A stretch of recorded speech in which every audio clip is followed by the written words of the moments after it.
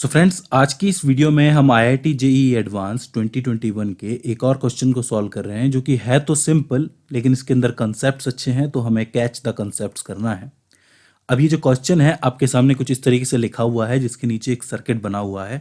दिखने में है बहुत लेंदी, लेकिन ये बहुत ही ट्रिकी और छोटा सा क्वेश्चन है। तो देखिए, क्वेश्चन की पहली इंफॉर्मेशन के हिसाब से इस सर्किट के अंदर एक स्विच एस है जो कि पहले इस पॉइंट पी से कनेक्ट होता है। काफ़ी देर तक कनेक्ट रहने के बाद ये जो आपका बीच में कैपेसिटर लगा हुआ है, इसके अंदर माइक्रोफैरेड की रेंज का Q1 माइक्रो कूलम का चार्ज स्टोर हो जाता है।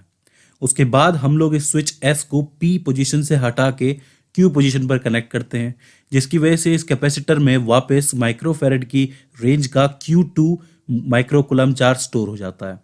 तो अब हमें करना ये है कि हमें इस Q1 और Q2 की वैल्यू कैलकुलेट करनी है। तो पहले केस में जब स्विच P से जुड़ा हुआ होता है तो हम देख सकते हैं कि ये एक पूरा का पूरा सर्किट तैयार हो जाता है, जिसमें दो रेजिस्टेंस और दो बैटरियां होती हैं और बीच में एक कैपेसिटर होता है, राइट। जिसके अंदर पहला कॉन्सेप्ट हमें ये देखने को मिलता है कि दोनों रेजिस्टेंस एक दूसरे के साथ सीरीज कॉम्बिनेशन में जुड़ जाते हैं। और दूसरी जो इंपॉर्टेंट चीज़ हमें देखने को मिलती है वो ये कि दोनों बैटरीज के पॉजिटिव पॉजिटिव टर्मिनल्स एक दूसरे से जुड़े हुए होते हैं। तो अब इस लूप के अंदर करंट या तो इस डायरेक्शन से बहेगा इस डायरेक्शन में, या फिर इस डायरेक्शन से इस डायरेक्शन के अंदर। हम लोग ये मानते हैं कि इसका जो करंट है, जिसे हम I1 नाम देंगे, जो कि कुछ इस डायरेक्शन में बहना शुरू करेगा। तो उस करंट की वैल्यू अगर हमें निकालनी है तो हम कैसे निकालेंगे?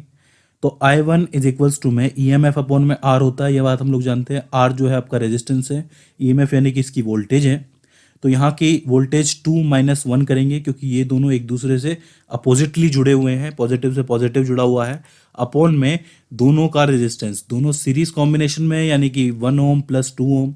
जब जोड़ोगे और सॉल्व करोगे तो 1/3 एम्पियर, यानी कि 1/3 एम्पियर का करंट इस लूप के अंदर घूम रहा है।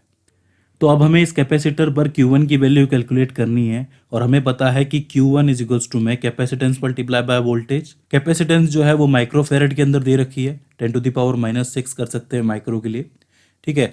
अब हमें वोल्टेज की बात करनी है, तो एक वोल्टेज तो हमें इस रेजिस्टेंस के ऊपर निकालना है, ठीक है। और एक वोल्टेज ये देखिए, करंट जो है वो इस सर्किट के अंदर इस डायरेक्शन से भी बह सकता है और इस डायरेक्शन से भी बह सकता है। तो हम लोग क्या करेंगे कि Q1 की वैल्यू निकालने के लिए इस वाले लूप को सेलेक्ट करेंगे। इस वाले लूप के अंदर ये रेजिस्टेंस है और ये आपकी बैटरी है। तो इस रेजिस्टेंस के ऊपर जो वोल्टेज की वैल्यू है वह कैसे कैलकुलेट करेंगे? वोल्टेज इक्वल्स टू में करंट मल्टीप्लाई बाय रेजिस्टेंस, यानी कि करंट जो है 1/3 एम्पियर है, मल्टीप्लाई बाय जो इसका रेजिस्टेंस है वो 1 ओम है, तो निकल के आएगा 1/3 वोल्ट।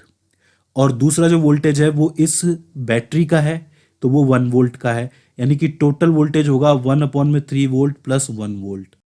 टोटल हो गया 4/3 वोल्ट, ठीक है। इसको कैपेसिटेंस यानी कि माइक्रोफैरेड से मल्टीप्लाई करोगे माइक्रो से, तो वैल्यू निकलेगी 4/3 माइक्रो कूलम, यानी कि इसके ऊपर जो टोटल चार्ज स्टोर होगा 4/3 माइक्रो कूलम स्टोर होगा, जिसे कि डेसिमल में आप लोग 1.33 माइक्रो कूलम लिख सकते हो। दूसरे केस में हम लोग स्विच को Q से कनेक्ट करेंगे, क्योंकि इस बार जो दो बैटरी है वो नहीं रहेगी, एक ही बैटरी होगी 2 वोल्ट वाली। और काफ़ी देर तक कनेक्ट करने के बाद ये जो कैपेसिटर है इसके ऊपर Q2 चार्ज जो है वो स्टोर हो जाएगा। इसमें भी सेम है, लेकिन इस बार चीज़ थोड़ी सी सिंपल हो गई है। सिंपली इसके अंदर पहले हमें करंट निकालना है, जिसकी डायरेक्शन ये होगी पॉजिटिव से नेगेटिव।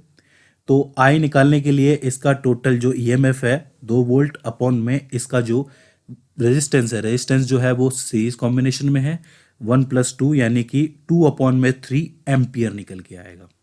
Q2 की वैल्यू निकालेंगे, Q2 इक्वल्स टू में जो कैपेसिटेंस मल्टीप्लाई बाय वोल्टेज, ठीक है। कैपेसिटेंस माइक्रोफैरेड में है, तो वोल्टेज जो होगी हम लोग निकालेंगे कि इस रेजिस्टेंस पे वोल्टेज कितनी होगी, यानी कि इसके ऊपर आने वाला करंट, यानी I2 है आपका 2/3 एम्पियर मल्टीप्लाई बाय इसका 1 ओम का जो आपका रेजिस्टेंस है, तो इस पे निकलेगा 2/3 वोल्ट, ठीक है।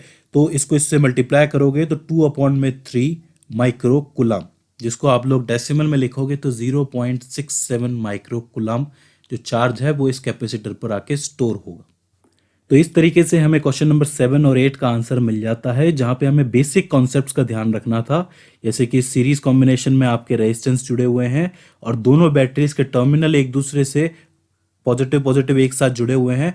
तो हमें बेसिकली जो आपका चार्ज है उसको कैलकुलेट करने के लिए वोल्टेज कैलकुलेट करना था। सो आई होप ये क्वेश्चन आपको समझ में आया होगा, इसका कॉन्सेप्ट आपको समझ में आए होंगे। इसके बाद भी इसके अंदर आपको कोई क्वेरी रह जाती है, कोई दिक्कत रह जाती है, या फिर हमसे कोई गलती हो जाती है, तो आप हमें कमेंट सेक्शन के अंदर बता सकते हैं। सो फ्रेंड्स, आज की इस वीडियो में बस इतना ही। सी यू इन द नेक्स्ट।